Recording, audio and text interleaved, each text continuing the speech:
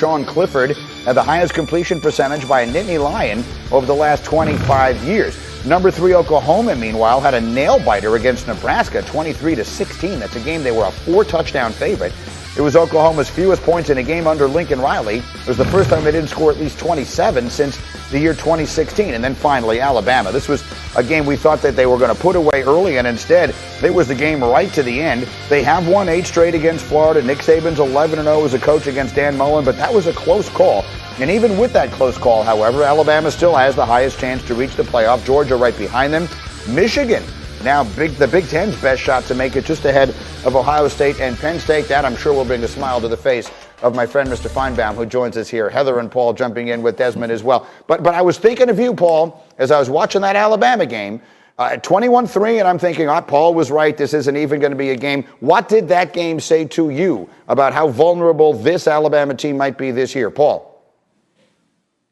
Alabama is very vulnerable on defense, Greeny, and we didn't see it early on because they were playing inferior opposition like Miami, who we thought was really good. They got gashed. They got beaten on both sides of the line of scrimmage. And what's even more amazing, they got out-coached. And how many times have you heard anyone make that statement? But Dan Mullen really made a fool out of the Alabama defensive coordinator, Pete Golding. Now, the question is, what can Alabama do about that? Can they correct these mistakes? I think they can, but they have some difficult games coming up. Well, Heather, people have used that to ask the question, is this the one year that Alabama is not a foregone conclusion? Does it feel a little less inevitable than usual? Heather, what's the answer to that? Yes, it does feel a little more wide open. I think that there's a lot of parity in college football right now, particularly in the SEC. Look at the SEC West, where there's 5 or 6 teams ranked in the top 25. So when you look at the rest of Alabama's schedule, it's number 11 in the country in remaining strength of schedule. I'm very curious to see what happens between Texas A&M and Arkansas this weekend, because I think Alabama's toughest test remaining on the schedule is October 9th at the Aggies. So it's certainly not a foregone conclusion that Alabama's going to win it all, so don't crown them just yet. Desmond, we were crowning him. I was crowning him here. What did you think of that game? What did you take away from that performance from Alabama? What did it mean? Well, I tell you what, I think that Paul Finebaum said it best. They were exposed. Dan Mullen is a tremendous coach. Obviously, Alabama has a lot of talent. But coming to the season, guys, I kept hearing people say, hey, this is Nick Saban's best defense ever. Like, people were saying this defense may be the best they've ever seen since he's been in Tuscaloosa. Those were the reports. Then, like Paul said, when you play against the Miami and De'Aaron King, it's like, okay, maybe this defense is real, like they were saying. But then Dan Mullen made some adjustments. Are you kidding me?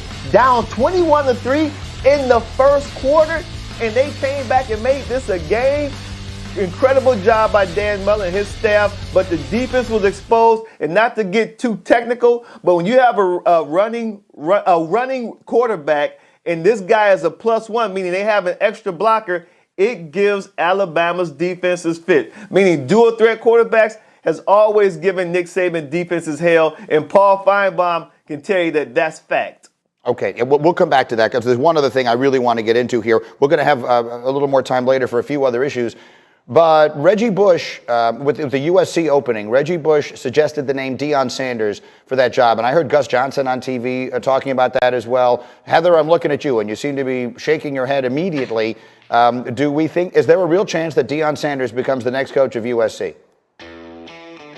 USC fans should hope not, and that's not a knock on Deion Sanders. It's just the fact that they need somebody with a lot of head coaching experience to build a program. Deion Sanders can bring the flash. He can bring the recruiting. He can recruit the daylights out for USC. He says he's locked in at Jackson State, and he should be. You know, they need somebody, I'm going to throw it out there, like Bob Stoops. I don't know if he would even entertain that idea, but that's the kind of person that they need to be going after right now. What do you think, Paul? Absolutely. And Heather's right about a lot of things, but what Deion Sanders can do is hire a staff. He can go out and get a great defense and offensive coordinator. He is the face of the program. And is there a city in America that needs a face and glitz more than Los Angeles? I think he would be unbelievable. Go ahead and hire him today. Okay, so that's one yay and one nay. Desmond, break the tie. What do you think? Deion Sanders to USC? I've seen less qualified coaches get bigger coaching jobs. So I would say, yeah, I think that he brings a name, he brings a brand. He's able to recruit, and he will bring a lot of attention there. And he will be able to put together a magnificent coaching staff. So I would say, yay. For what it's worth, he said that he's not interested, but we've heard that many times before, so we'll see what happens. Guys, sit tight. I have a lot more college stuff I want to get to.